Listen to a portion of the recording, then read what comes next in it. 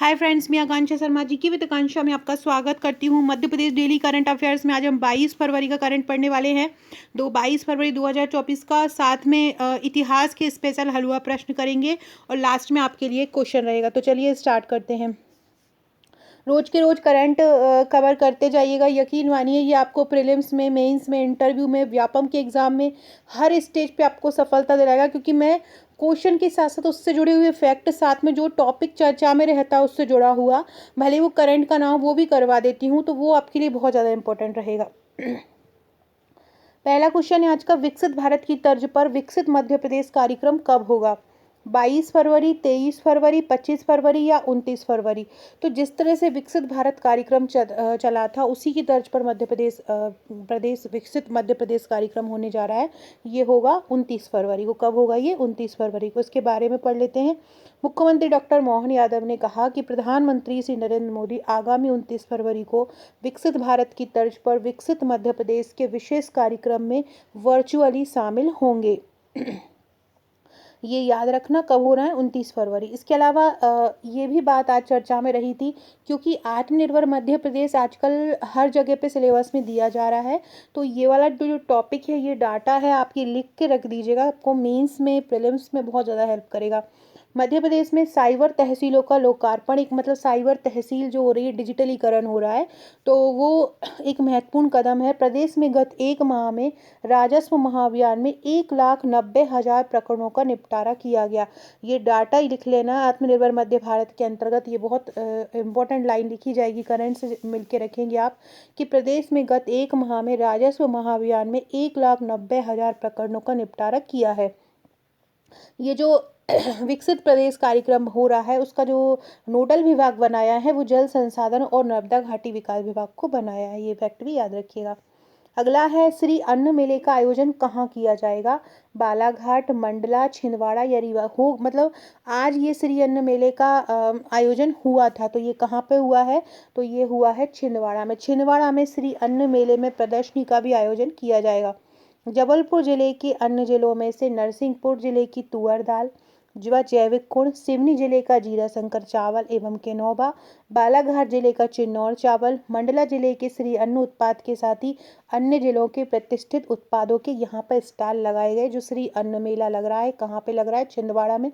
ये इसलिए डाला है कि आपको याद रखे कि नरसिंहपुर जिले की पहचान क्या है? तुअर दाल है। जैविक गुड़ किसका पहचान है? नरसिंहपुर का। सिवनी जिले का क्या पहचान है? जीरा शंकर चावल। जीरा शंकर चावल कहाँ का भौगोलिक संकेतक है? कहाँ की पहचान है? सिवनी जिले की है। एवं किन्नौवा भी कहाँ का है? सिवनी जिले का। चिन्नौर चावल कहाँ का है? बालाघाट का। और मंडला जिले का क्या है? अन्न उत्पाद है। मुख्यमंत्री डॉक्टर यादव छिंदवाड़ा में 131.49 करोड़ की लागत से शिलान्यास और भूमि पूजन भी किया। आज जो मोहन यादव थे छिंदवाड़ा में थे, और आज उन्होंने बहुत सारे चीज़ों का शुभारंभ भी किया। अगला क्वेश्चन है, हाल ही में पासपोर्ट कार्यालय का शुभारंभ कहाँ हुआ? ये बहुत इंपॉर्टेंट क्वेश्चन है, सबसे ज़्यादा इंपॉर्टेंट आज का यही है।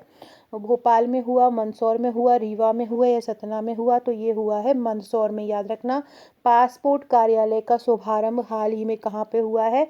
तो मंदसौर जिले में हुआ है। कहाँ पर हुआ है? मंदसौर जिले में हुआ है पासपोर्ट कार्यालय का।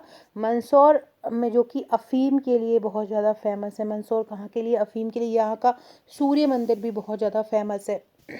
तो याद रखिएगा, पासपोर्ट कार्यालय का शुभारंभ कहाँ हुआ? मंदसौर में। ये पढ़ लेते हैं कि किसने इसका आरंभ किया। तो उप मुख्यमंत्री श्री जगदीश देवड़ा एवं सांसद श्री सुधीर गुप्ता द्वारा मंदसौर के नए कलेक्टर कार्यालय में पासपोर्ट कार्यालय का शुभारंभ किया।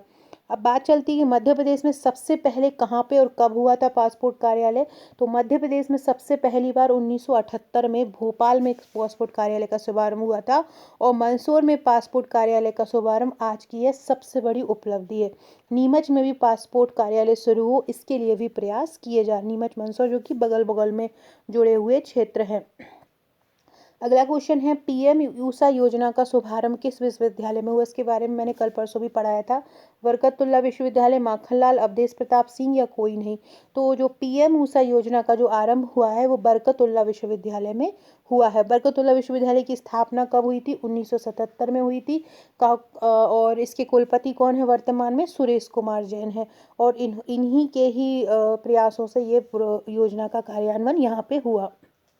फ्रेंड्स, अगर आपने जनवरी के करंट नहीं देखे हैं तो आप हमारे ये जनवरी की ई बुक ले सकते हो। जनवरी 2024 के पूरे हर दिन के करंट है। 1 जनवरी की वस्तुनिष्ठ, 2 जनवरी के वस्तुनिष्ठ, हर दिन का करंट आपको बहुत अच्छे तरीके से मिलेगा। इजी लैंग्वेज में लिखा हुआ है जिस तरह से मैं पढ़ाती हूँ। इसकी पीडीएफ का चार्ज 25 रुपये है। साथ में जो हर दिन करंट के साथ मैं स्पेशल हलवा प्रश्न कराती हूँ, तो जनवरी के हलवा प्रश्न अगर आपको लेना है तो 10 रुपये में जनवरी के हलवा प्रश्न भी आप परचेस कर सकते हैं। इसके अलावा अगर आप एमपीपीएससी प्री की तैयारी कर रहे हैं तो हमारे बहुत ही ईजी लैंग्वेज में, बहुत ही सरल भाषा में लिखे हुए हैंड रिटन प्रश्नोत्तर, बुलेट फॉर्म और फ्लो चार्ट का प्रयोग करते हुए, मानचित्र का प्रयोग करते हुए नोट्स तैयार किए गए हैं। बहुत ही इजी लैंग्वेज है, साथ में रिवीजन पॉइंट है, हलवा प्रश्न है, हर टेबल फॉर्म का यूज़ किया गया है। तो बहुत ही इजी लैंग्वेज, एक जगह पर आपको पूरा सिलेबस उपलब्ध हो रहा है। 2799 इसका चार्ज है, आप इसको परचेस कर सकते हो। जल्द ही एमपीपीएससी मेंस के पेपर 4 की पार्ट बी की पूरी यूनिट, जो यूनिट 1 से 5 तक की एक बुकलेट आपके सामने उपलब्ध होगी, बहुत ही ईजी लैंग्वेज में। इसको भी प्रश्नोत्तर, हमारे मेंस की नोट्स की खासियत है, हम प्रश्नोत्तर श्रृंखला में ही जो नोट्स उपलब्ध कराते हैं वो भी हैंड रिटन। ये महिला सुपरवाइजर का सितंबर में एग्जाम है। महिला सुपरवाइजर की आपको टोटल जो बुकलेट मिलती हैं वो 7 बुकलेट मिलती हैं। आप देख सकते हैं यूनिट वाइज ये बुकलेट हैं। साथ में इसकी आपको एक प्रैक्टिस सेट मिलेगा और एक 1000 वन लाइनर की बुकलेट मिलेगी। बहुत ही इजी लैंग्वेज में इनको भी तैयार किया गया है। प्रीलिम्स का नोट्स हो चाहे हम सुपरवाइजर का नोट्स हो, इनके साथ हम आपको एक व्हाट्सएप का ग्रुप भी प्रोवाइड कराते हैं। उस व्हाट्सएप के ग्रुप में हम आपकी तैयारी कराते हैं, महत्वपूर्ण कंटेंट दिया जाता है, महत्वपूर्ण क्वेश्चन आंसर दिए जाते हैं। तो अगर आप लेना चाहते हैं हमारा कोई भी नोट सुपरवाइजर का, प्रीलिम्स का या करंट अफेयर का, तो आप मुझे इस नंबर पर व्हाट्सअप कर सकते हैं 6260190944। यहाँ पर आप मुझे व्हाट्सअप कर दीजिएगा। अगर आप व्हाट्सअप करके हाई लिखकर सेव इट भी कराएंगे तो भी आपको स्टेटस के थ्रू बहुत सारे क्वेश्चन आंसर्स मिलते रहेंगे। अगला क्वेश्चन है मध्य प्रदेश मुख्यमंत्री का कर्तव्यस्थ अधिकारी या ओएसडी किसे चुना है हाल ही में? उमाकांत शर्मा, आर के हिंगनकर, सुधीर तिवारी या कोई नहीं। यानी मध्य प्रदेश मुख्यमंत्री जो है कमलनाथ, उनका कर्तव्यस्थ अधिकारी चुना है। तो कौन है? तो ये हैं आर के हिंगनकर है, जिनको मध्य प्रदेश मुख्यमंत्री का कर्तव्यस्थ अधिकारी चुना गया है। पहले अंशुमन सिंह थे, उनकी जगह पर अभी ये हिंगनकर ओएसडी बने हैं। बात की जाए मध्य प्रदेश मुख्यमंत्री की अभी सचिव कौन है, मुख्य सचिव, तो वो है Veera Rana. Friend, description box से व्हाट्सएप और टेलीग्राम ग्रुप से भी जुड़ जाइएगा, वहाँ भी इंपॉर्टेंट अपडेट मिलता रहेगा। व्हाट्सएप जरूर करके सेव अपना नंबर करा दीजिएगा। और जो भी तैयारी कर रहे हो सुपरवाइजर की या बीपीएससी की या एसआई की, तो उससे करंट से डेली अपडेट रहिएगा और लास्ट का क्वेश्चन का आंसर जरूर दीजिएगा। पहला क्वेश्चन है गुरु नानक का उत्तराधिकारी कौन था? गुरु अंगद थे, जिन्होंने इनकी अपनी लिपि भी इन्होंने बनाई थी। रामकृष्ण मिशन की स्थापना कब हुई थी, किसने की थी? स्वामी विवेकानंद ने रामकृष्ण मिशन की स्थापना की थी 1875 में। दक्षिण भारत के अलवार कौन थे? दक्षिण भारत के अलवार संत थे। किस सिख गुरु का जन्म पटना में हुआ? गुरु गोविंद सिंह का जन्म हुआ है पटना में। प्रचार के लिए सबसे पहले हिंदी का प्रयोग किसने किया? प्रचार के लिए सबसे पहले हिंदी का प्रयोग रामानंद ने किया। संत कबीर का जन्म कहाँ हुआ? वाराणसी में हुआ। महावीर स्वामी का राजघराना क्या था? क्षत्रिय। बुद्ध किस वंश से थे? बुद्ध शाक्य वंश से थे। ज्ञान प्राप्ति के पूर्व महावीर का नाम क्या था? जब उनको ज्ञान प्राप्त हुआ था उसके पहले उनको वर्धमान कहा जाता था। ज्ञान प्राप्ति के बाद में महावीर कहलाए। ये 24वें तीर्थकर थे।